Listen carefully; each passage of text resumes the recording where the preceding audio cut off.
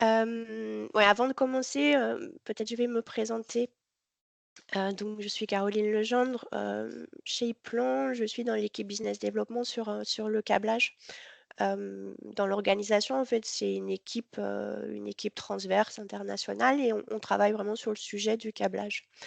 Et notre rôle, c'est d'être en support, aux équipes commerciales, notamment dans les phases d'avant-vente, avec les clients. Hem Aujourd'hui, alors, je suis bien assistée parce que, il y a Frédéric que vous connaissez tous probablement, qui est le directeur technique pour la France, mais il y a aussi, pas mal de consultants, France ou Suisse qui sont aussi dans la session.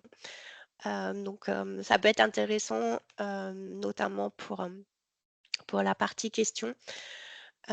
Justement pour ce webinaire, ce qu'on peut faire, c'est, vous poser les questions dans le chat et puis, les collègues qui sont là, y répondent si c'est possible et puis, je ferai des petites pauses aussi pendant la présentation pour prendre en compte, vos questions et également à la fin.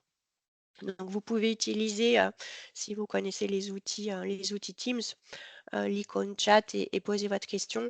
Le seul truc, c'est de bien l'envoyer pour qu'elle soit diffusée.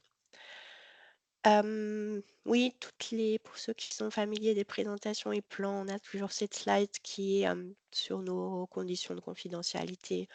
Globalement, c'est pour dire que les informations ici sont, oui, déjà informatives et puis qu'elles peuvent être sujettes donc à modification et aussi qu'elles, ne peuvent pas être divulguées sans l'accord préalable du plan.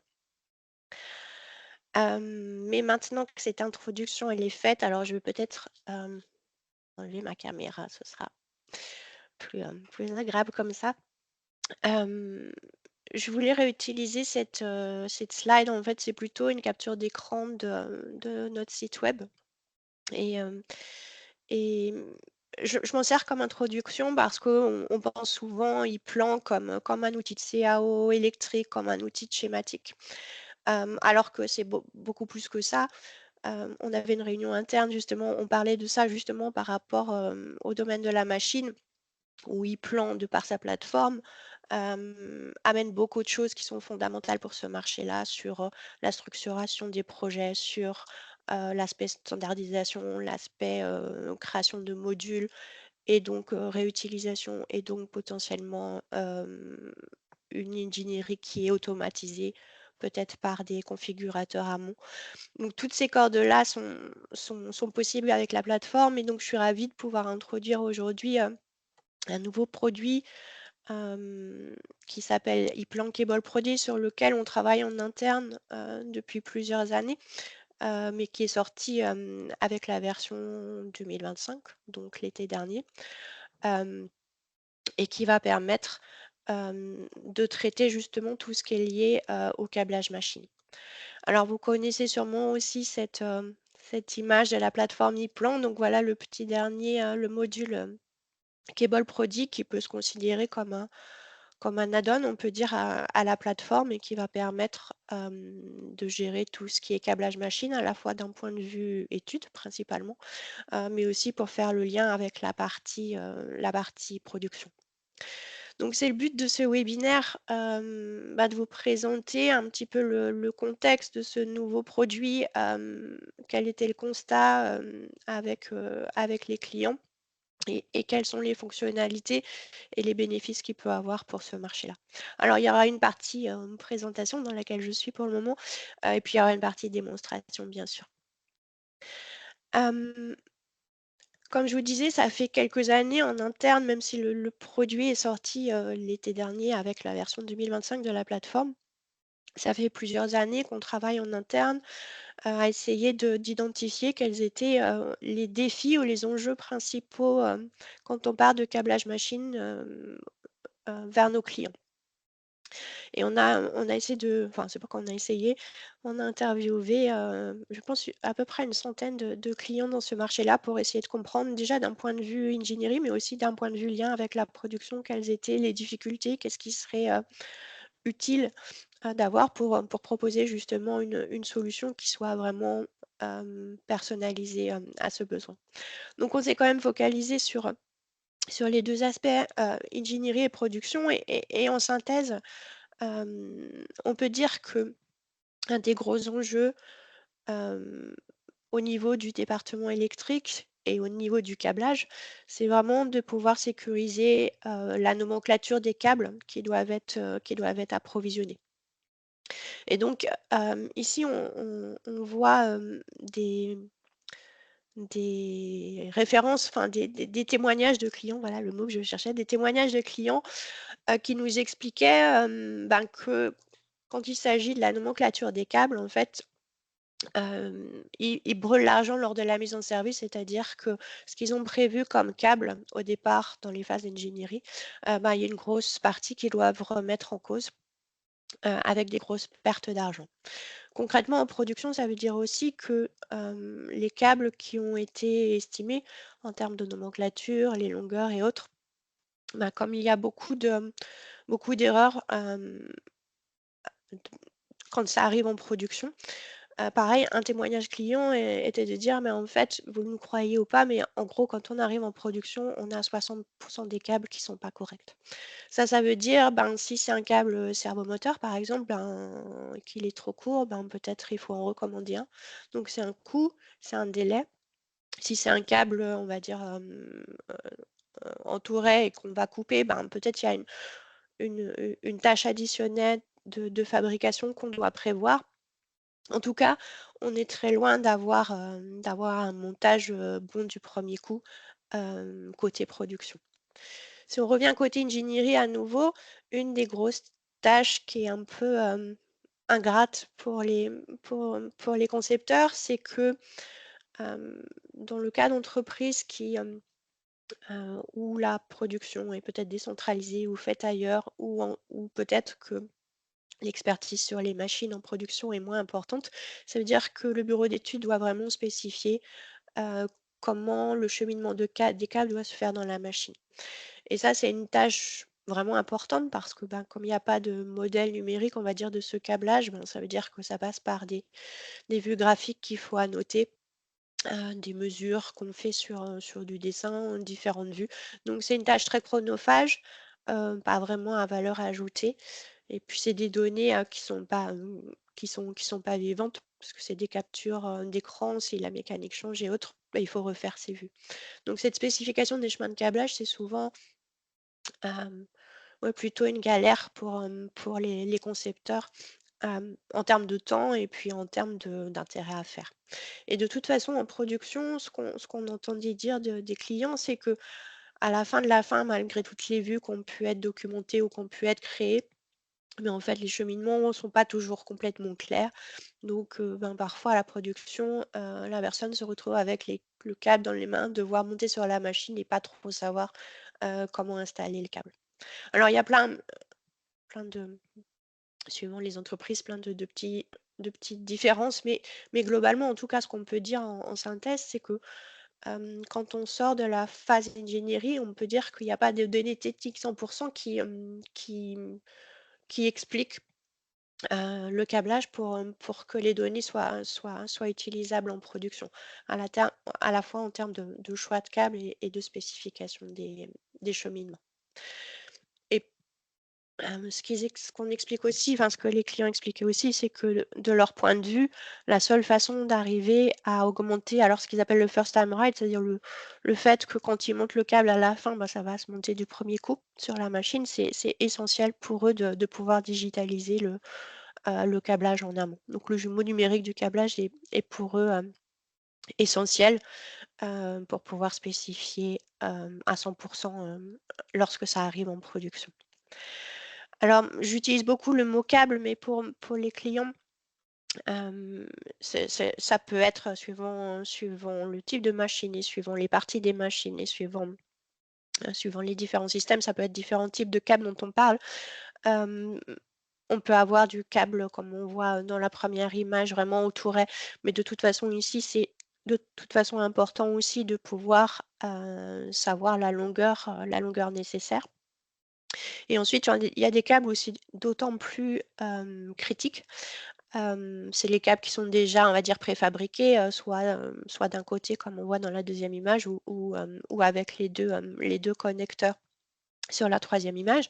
Et ici, en fait, sur ces câbles-là, bah, ce sont des câbles, on va dire catalogue, mais pour pouvoir commander à la bonne référence, il est fondamental de pouvoir, de savoir la longueur. On le voit peut-être mieux dans cette slide-là, mais par exemple ici, on est sur le site, de chez Mur et donc on voit toutes des configurations de câbles qui sont préfabriqués et équivalents, mais on voit que le code article change en fonction de la longueur du câble. Donc si on veut sécuriser sa nomenclature, toujours la même histoire, il est fondamental d'être certain, de la longueur dont on a besoin et donc pour ça, c'est le jumeau numérique des câblages qui est nécessaire.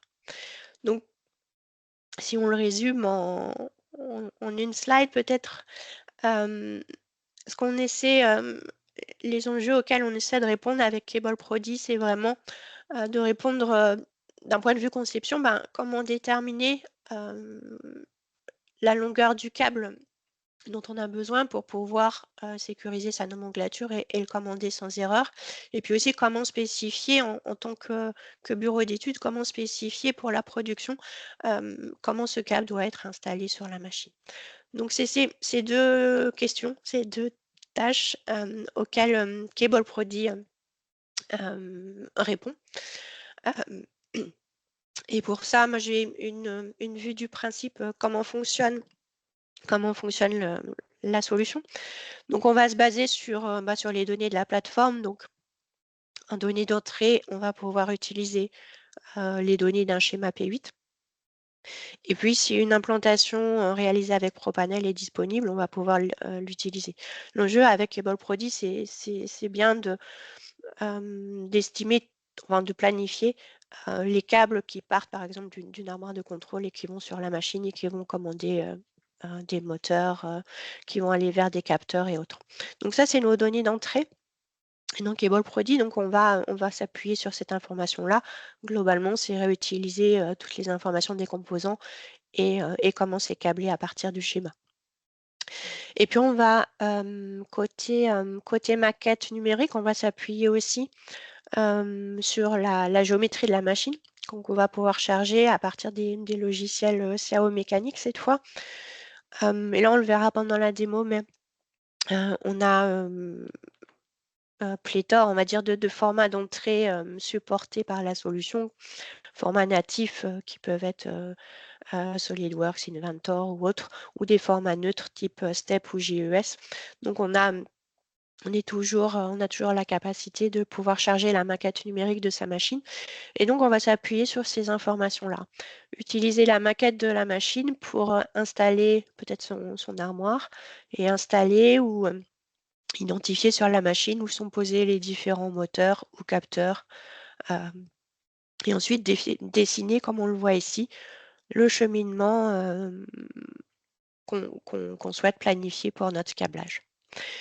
Hem, le résultat de cette maquette numérique du câblage, ben, ça va être d'utiliser ces informations-là pour les réinjecter dans notre schéma.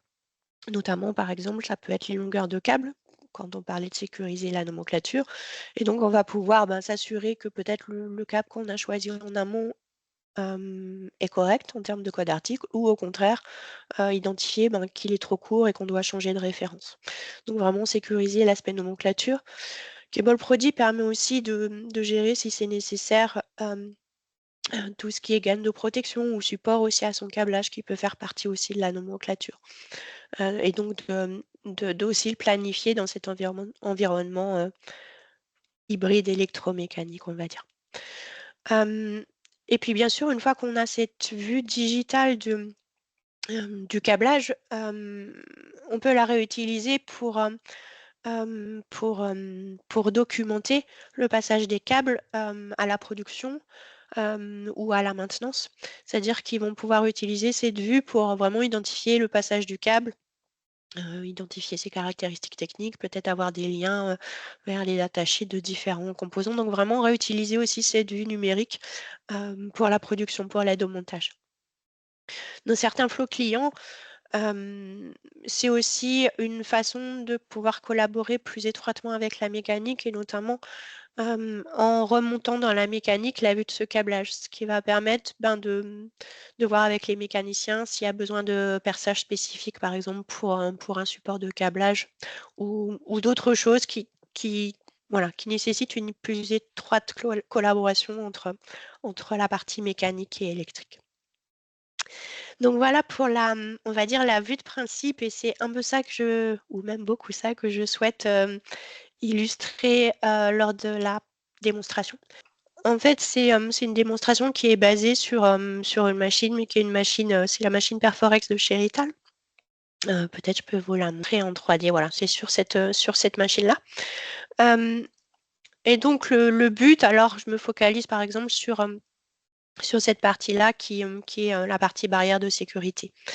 Et là, on va dire, on a déjà bien avancé dans l'étude et notamment, par exemple, en tant que concepteur, j'ai déjà choisi, une référence de câble, cette référence, mur. Alors je vois que, cette référence, elle vient avec une longueur préfabriquée, c'est-à-dire j'ai estimé, que potentiellement j'avais besoin de 7,50 m. Alors peut-être je ne vais pas vous le montrer ici, mais plutôt par la sélection d'appareils, c'est plus juste. En fait, on voit que j'ai plusieurs, références équivalentes et que la différence, c'est vraiment la longueur, préfabriquée, la longueur d'achat. Donc le but de Cable Prodi, là, pour moi, ça va être de dire: «OK, j'ai choisi cette référence mur, mais est-ce que, c'est la bonne longueur de câble, dont j'ai besoin, afin de sécuriser, ma nomenclature?» Ça, c'est mes données d'entrée. Alors dans cette étude-là, j'ai aussi un coffret qui a été réalisé, avec Propanel, donc je vais aussi pouvoir m'appuyer dessus parce que, justement le câble qu'on voit, sur lequel je vais travailler, il part du bornier qui est dans l'armoire et il va sur la barrière de sécurité. Donc je vais pouvoir m'appuyer sur, déjà la réalisation technique qui a été faite avec Propanel. Alors Propanel est utile, hein, dans le flow avec Cable Prodi, mais il est pas obligatoire. Si vous utilisez que la partie P8, c'est OK aussi. Alors pendant que je suis là, peut-être je peux aussi, montrer le navigateur que j'ai laissé apparaître sur la droite. C'est un navigateur que peut-être vous connaissez déjà, qu'on retrouve dans les connexions. C'est le navigateur de faisceau de câblage. Et en fait, ce navigateur va me permettre de créer un sous-ensemble de câblage, c'est-à-dire de définir, ce connecteur, mon câble préfabriqué, ce bornier va me former un assemblage, un câble. Et pardon, ça va me permettre, de filtrer l'information que je souhaite envoyer à Cable Prodi, globalement. Donc on va dire ça, c'est mes données d'entrée. Alors c'est vrai que là, mon schéma est déjà pas mal abouti. J'ai même référencé un article pour mon câble, mais c'est pas obligé. Cable Prodi, je peux l'utiliser dans des phases plus en amont, où le câble est peut-être pas encore complètement déterminé, mais justement, via la longueur que je vais estimer via Cable Prodi, je pourrais peut-être ajuster plus tard dans mon schéma le composant à commander. Donc ça, c'est mes données d'entrée. Alors, dans mon cas, pour aller plus vite, j'ai déjà ouvert la maquette dans Cable Prodi, mais sinon, vous voyez qu'on a maintenant des icônes qui vont permettre dans la plateforme d'avoir accès directement à Cable Prodi. Donc, à la fois de transférer les données du projet plateforme dans Cable Prodi, et puis aussi on verra dans le sens de retour, réinjecter dans mon schéma, notamment les longueurs de câble que Cable Prodi m'aura estimées. Donc, dans mon cas, c'est déjà ouvert. L'environnement Cable Prodi, on a, on va dire la vue 3D au milieu. Dans mon cas, j'ai déjà chargé la vue de ma machine, mais sinon, on passerait par le menu qui est ici. Et je vous le montre parce que alors peut-être c'est pas une bonne idée. Voilà. Je vous le montre parce que ici on voit la liste de tous les outils CAO qui sont supportés. Ça veut dire par exemple que si les mécaniciens travaillent avec Creo, par exemple, on peut charger directement les données en format natif Creo ou Katia ou différents autres logiciels mécaniques. Et puis de toute façon, il y a toujours le moyen d'utiliser aussi des formats STEP ou IGES ou Parasolid en termes de données d'import. Donc on est, à partir du moment où une 3D est disponible, on n'est jamais bloqué pour l'utiliser. L'intérêt d'utiliser les données natives, c'est que pour les mécaniciens, comme ça, il n'y a pas de transformation ou de génération de fichiers additionnels à faire. Donc ce sera la première étape tout au début, c'est d'importer la machine. On a aussi ici le centre d'intégration en fait qui fait le lien avec, pour ceux qui connaissent bien Yplan, avec le fichier ELK, c'est-à-dire avec mon schéma, avec mon projet. Donc puisque Cable Prodi fait le lien avec le projet, il voit la totalité des éléments du projet et c'est justement là qu'on peut gérer justement la partie de la machine sur laquelle on souhaite travailler. Et donc là, on retrouve par exemple tout ce qu'on voyait dans nos câbles ici qu'on avait déterminés. Et c'est pour ça que je vous disais, ça permet de filtrer. Dans mon cas, par exemple, je veux travailler sur cette partie-là de la machine, sur ce câble-là. Donc, je peux définir comme filtre de ne voir apparaître que ce câble. C'est l'utility. Dans cette machine, alors pour ceux qui connaissent aussi ProPanel, vous ne serez pas perdu avec le cube de navigation qui est le même. Et dans cette machine, on a aussi le lien avec les données ProPanel et on a ajusté, on va dire, le placement de l'armoire sur la machine. Donc, quand on récupère les données ProPanel, bien sûr, on va récupérer la position des composants, mais aussi leur intelligence. Donc, on va retrouver vraiment, on va dire à partir de la macro 3D de ProPanel, la même vue et aussi avec les points de connexion dans la vue Cable Prodi. Parce que le but, c'est vraiment de s'appuyer de l'armoire et d'aller câbler ce qui sort de l'armoire. Donc, de vraiment réutiliser au plus ce qui est disponible. Quoi d'autre? Oui, on peut naviguer facilement dans l'outil, même si c'est un outil 3D, on n'est pas dans un environnement mécanique, donc on peut masquer facilement les choses. On a toute la structure mécanique, donc oui, on peut masquer des pièces graphiquement sur le dessin ou par la structure. On peut utiliser ce cube de navigation et puis on a aussi cet affichage qui est ici. Donc on peut se créer des vues, par exemple, si je souhaite travailler souvent dans cette vue-là, je peux m'enregistrer une vue et puis rappeler les vues qui me sont nécessaires. Et ces vues-là, ce qui peut être intéressant aussi, c'est que je peux les échanger ou les transmettre à la production et donc leur préparer des vues peut-être toutes faites pour aider au câblage. Mais bon, jusqu'à présent, j'ai pas fait grand-chose à part juste connecter les informations.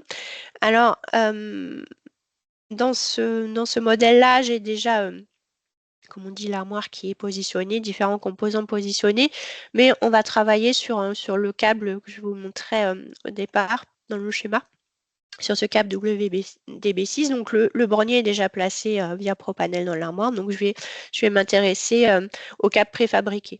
Donc, je le retrouve ici, puis on voit la structure vraiment du câble préfabriqué avec son connecteur et puis l'autre côté, les brins ouverts. Donc, dans mon cas, je vais positionner mon connecteur. Donc, j'ai juste à cliquer sur ma liste, on va dire, d'objets. Et puis là, j'ai la vue de mon câble qui va monter. Donc, je vois mon câble équipé d'un côté d'un connecteur et ouvert de l'autre. Et puis après, je positionne mon connecteur. Alors là, c'est un peu comme dans ProPanel, il y a ces points de montage. C'est pas un peu comme, c'est d'ailleurs comme dans ProPanel, des points de montage qui vont me permettre d'avoir un montage, un clip entre les deux connecteurs automatisés.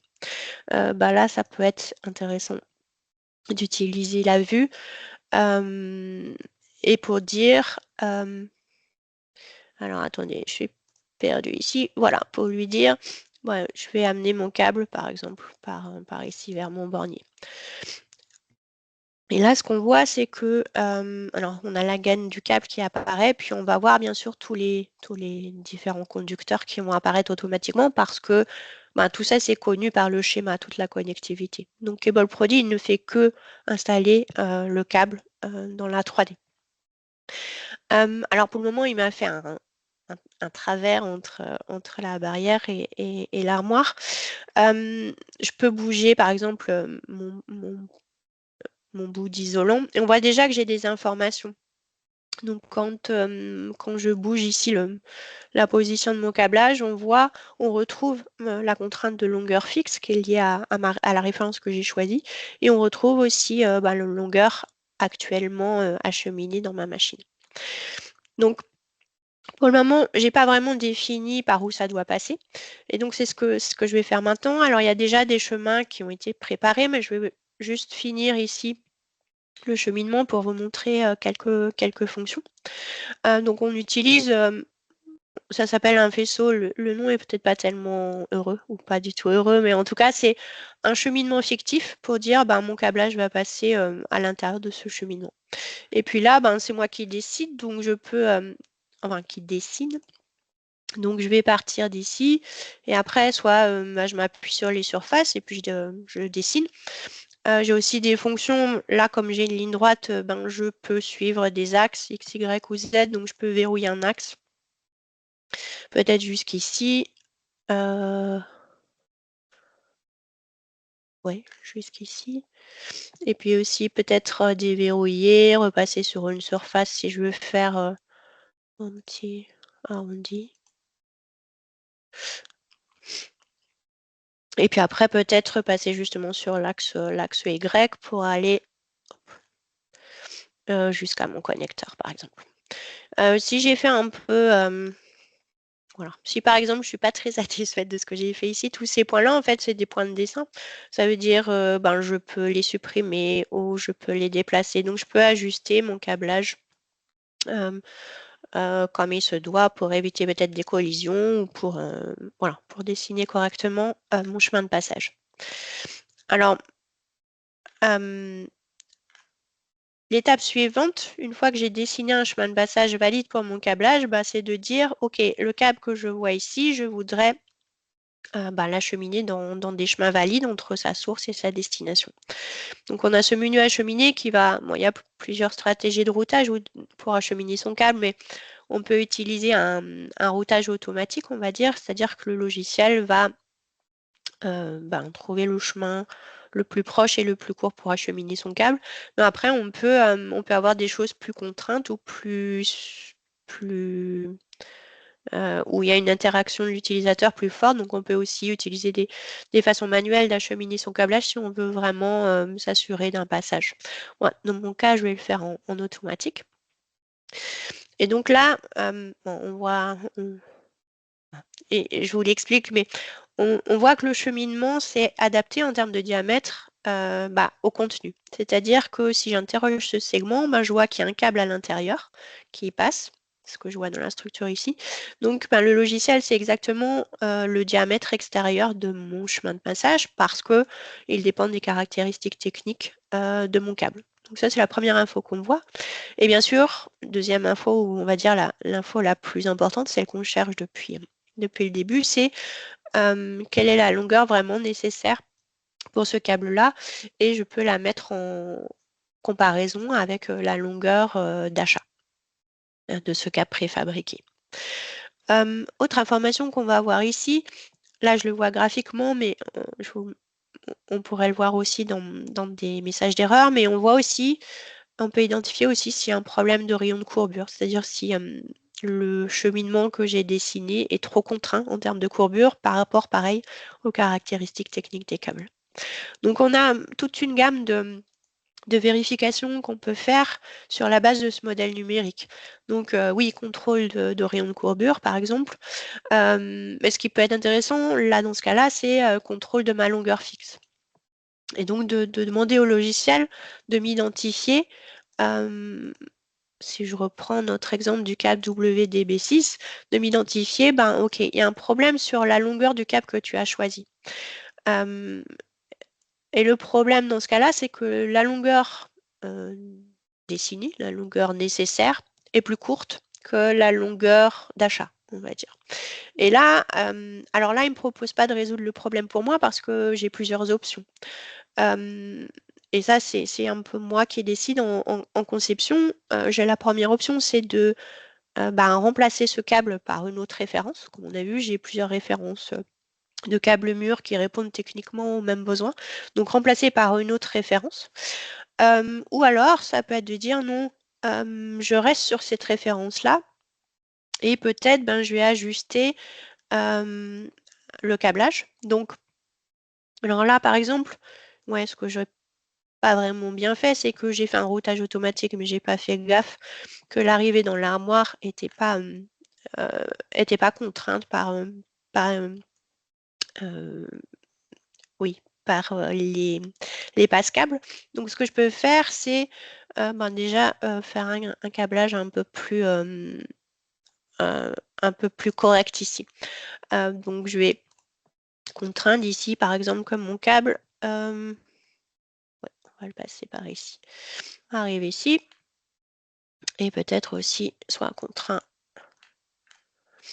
Voilà, ici.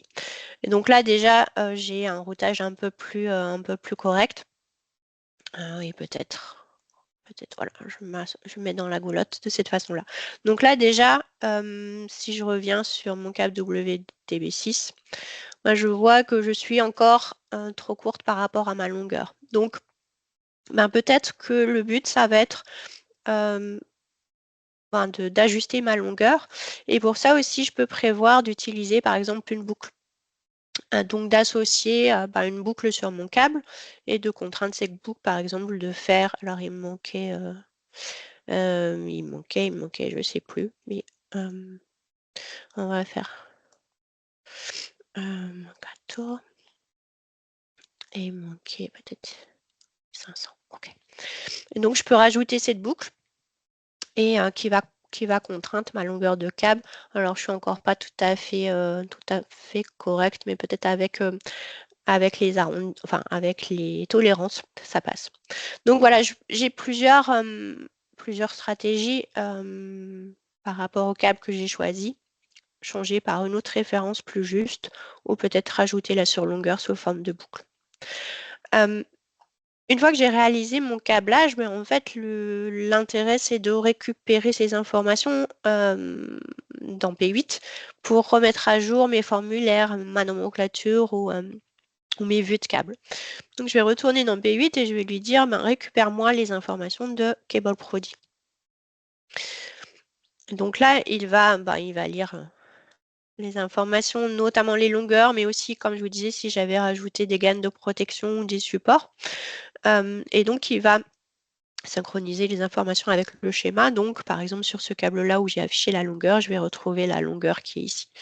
Donc, le flow, ça peut être aussi de dire, voilà, la longueur qui est issue de CableProdi. Et du coup, est-ce que dans ma sélection d'articles, j'ai un câble qui correspondrait mieux que celui que j'ai choisi? Donc, c'est vraiment le but d'aider à sécuriser le choix des câbles qu'on a pu faire en conception. Et oui, après, bien sûr, on va pouvoir remettre à jour ces différents formulaires ou sa nomenclature par rapport aux longueurs qui ont été calculées sous CableProdi. Alors, autre intérêt de cette digitalisation, donc c'est aussi, comme on disait, de pouvoir passer l'information. Alors, j'ai pas ouvert avant, mais de pouvoir passer l'information à la production. Et pour ça, on a la possibilité d'exporter un fichier viewer, mais c'est un fichier basé sur un format HTML. Ça veut dire que c'est facilement partageable avec les différents intervenants, notamment la production, pour qui cette vue digitale de la machine serait intéressante. Et donc, ok. Alors des fois, ok, c'était juste un rafraîchissement. Donc là, ben, je suis dans Google Chrome, mais ça pourrait être Edge. Je suis sur un PC, mais ça pourrait être une tablette à la production. Et j'ai ben, la même vue que la machine. Comme on disait, pour trouver les vues que j'ai préparées peut-être pour la production. Et puis, ben, je peux chercher par exemple mon câble WDB6 et puis voir son cheminement sur la machine. Donc, voir le cheminement ici sur la machine ou avoir accès aux propriétés du câble, retrouver mon câble mûr et puis comme on disait, peut-être même avoir un lien vers le site internet du fabricant. Donc vraiment pour aider à la production, pour savoir, ouais, pour documenter et avoir toutes les vues possibles de la documentation du passage des câbles. Je pense qu'en termes de démo, c'est ce que je voulais vous montrer. Alors, je vais revenir à la présentation. Est-ce qu'il y a eu des questions, peut-être Frédéric, si tu peux me Non, dire? Ok. pas encore. Et il te reste 20 minutes, une vingtaine de minutes. Merci pour le timekeeper. Donc c'est bon. Il me reste quelques slides pour terminer. Après, on pourra peut-être ouais, passer aux questions s'il y a des choses dont vous souhaitez parler. Mais donc, pour synthétiser un petit peu ce qu'on peut réaliser grâce à la digitalisation du câblage, donc si on revient à notre image côté ingénierie et côté production, c'est vraiment, comme vous avez compris, de sécuriser les longueurs des câbles. Et ce que disent les clients, c'est le fait d'avoir une longueur de câble qui est sécurisée, ça permet de se dire, OK, avant, on n'utilisait pas vraiment de câbles catalogue préfabriqués parce que ben, c'était un trop gros risque. On ne savait jamais trop exactement quelle longueur on avait besoin, donc on n'était pas à même de commander la bonne référence. Mais là, ça permet justement ben, de pouvoir utiliser plus facilement des câbles préfabriqués. Et ça veut dire qu'en termes de production, on verra après, mais ça veut dire qu'en termes de production, bah, ça permet d'être plus dans du plug and play aussi pour la partie câblage. Donc de pouvoir soit acheter des câbles préfabriqués, soit même préparer des câbles en amont et quand on arrive sur le montage, d'être plus dans du plug and play, on va dire. D'un point de vue ingénierie, c'est aussi ben, ce modèle numérique qui sert complètement à spécifier les cheminements et c'est une source unique d'un point de vue ingénierie, mais qui peut être transmise à la production, à d'autres services. Donc c'est vraiment une source unique de données. Côté production, donc comme on disait, le fait de sécuriser les longueurs de câbles permet ben, de se dire je peux utiliser plus de câbles préfabriqués ou je peux même préparer des coupes de câbles avant parce que je sais que quand je vais monter sur la machine, ben, j'aurai plus mes 60% d'erreur à chaque câble. Donc on n'est plus sur une installation plug and play qui est possible. Et pareil, c'est des phrases des clients qui nous ont confié que par cette approche-là, de numériser le câblage, bien sûr, ils ont augmenté leur taux de monte du premier coup du câblage sur la machine, le first time right. Donc ils ont le câble dans les mains et au lieu d'avoir 60% des câbles qui sont pas bons, ils ont beaucoup amélioré ce gain. Alors, il manque un peu des chiffres, mais parce que Cable Pro D, c'est toujours une nouvelle solution pour nous. Mais les clients commencent à utiliser et donc on aura de plus en plus, je pense, de données chiffrées justement sur les attentes qu'on peut avoir en termes de gains, notamment à la production. Mais globalement, le modèle numérique, il aide bien sûr à valider techniquement, enfin avoir des données techniques 100% validées avant de passer en production.